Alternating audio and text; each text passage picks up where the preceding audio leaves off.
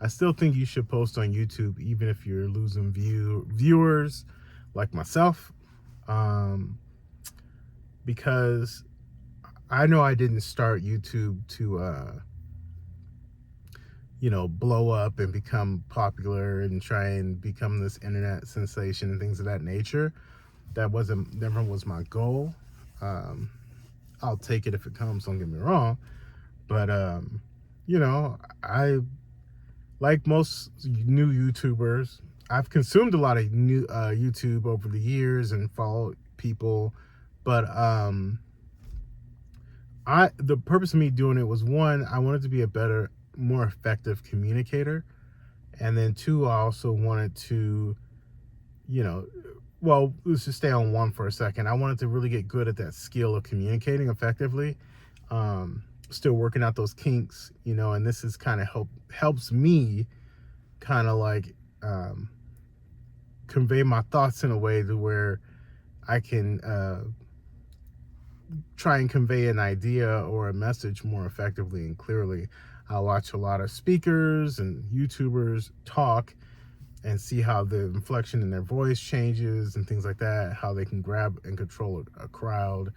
Not that I ever want to do public speaking, but I just think it's a good idea to, especially if you don't have any formal training like that, to just be a good communicator.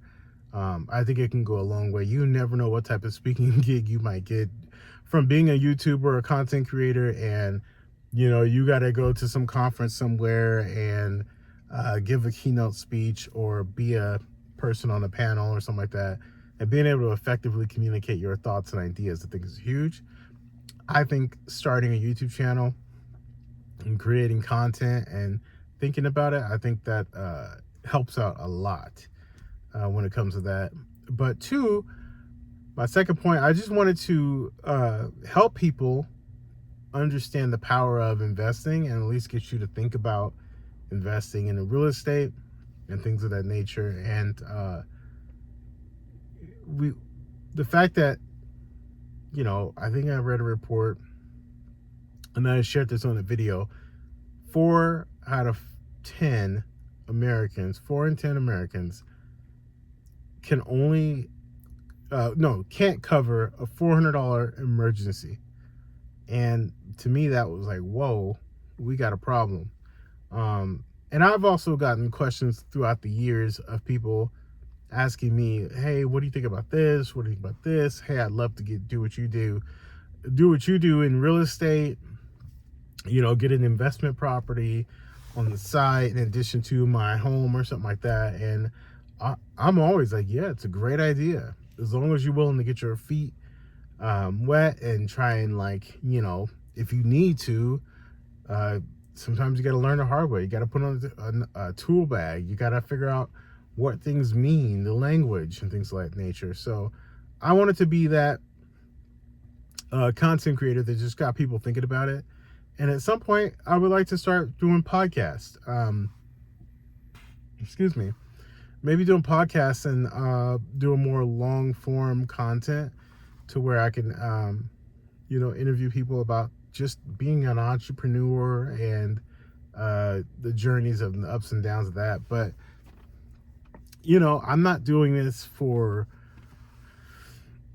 to be in front of people, I guess, to win a popularity contest. Don't get me wrong. I want 1,000 subscribers just like anybody else. I also want to be monetized just like everyone else. But my goal, even if that doesn't happen, I will still do this because it's something that I see helping, like in my first point, helping me convey thoughts and ideas.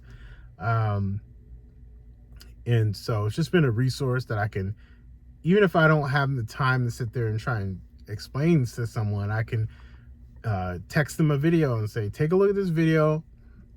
And I talk about this on my channel, please follow. And it's a resource. If you have more questions, then we can talk about that. But, that's why I wanted to do it. And that's why I think people should do it. Find your hobby, find your craft. There's an audience out there for you. I know this is said multiple times, but I get messages from people saying like, hey, thank you so much for sharing that because that was super helpful. Or, oh man, I'm glad I've ran into your channel. Never, a multitude of reasons, right? People that will reach out and saying nice things, that doesn't mean like I have all of the answers. I'm just telling you, like, we can learn together, and I'm happy to share what I know, what I've been through, some of the heartaches, some of the struggles in investing in real estate in particular, and just to get people thinking about it and motivated, because I think my generation, which is millennials and younger, and this isn't to exclude, generation, the Xers or anything like that, but for my generation in particular, I know that we have a hard, I don't want to say harder, but we definitely have a tough road ahead of us because, we were that generation that graduated college and nothing was available to us. No jobs, homes were expensive, and we didn't have a job to pay for the home. I mean, I can remember working at Target, and once I started working there was the guy next to me had a degree, a master's degree in accounting, and here he was at Target, and it wasn't for lack of trying, it was just no jobs. So don't even know how I got on that little tangent there, but my point is, you should do it even when no one's watching, or you're not getting the notoriety that you want, or you're not looking like you're, popular YouTuber that you follow. It's not about that. It's about just getting better at your craft, learning something new every single day. If you have a hobby, you should definitely try and get this. Turn out your phone, There's a lot.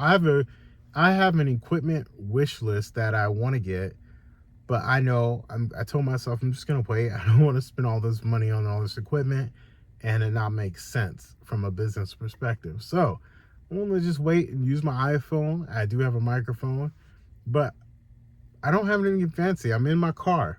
I do this on my lunch break just because that's the only time that I really have, well, not the only time, but having two small children under 5 can be very challenging once I get home to try and get some peace and quiet. And by the end of the day, I'm really beat. I'm just tired. So on my lunch break, I take advantage of the time and the quiet time and try and just get some thoughts off and shoot a video or two and go from there. But it's been great. I think everyone should do it. Don't worry about the views. Stop worrying about the views. And if you like me, I'll be honest with you. Having the YouTube Studio Creator app on your phone, it's a stumbling block for me because I check it constantly and it is a problem. So I would recommend that in the beginning, maybe you don't download that to your phone just because it's addicting.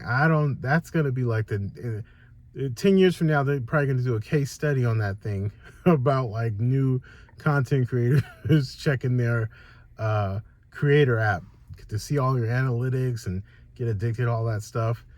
Just start, keep it simple. Don't worry about editing.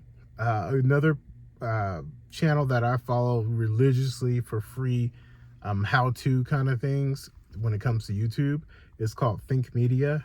They're not sponsoring this video or anything like that. I just have benefited from them and wanted to pass them along to someone. But Think Media, I think Sean Canero and those guys over there, they're doing a fantastic job of educating small content creators on how to be successful on YouTube and how to master it. So again, do it when no one's watching, and I think you'll be happy you did. All right, take care.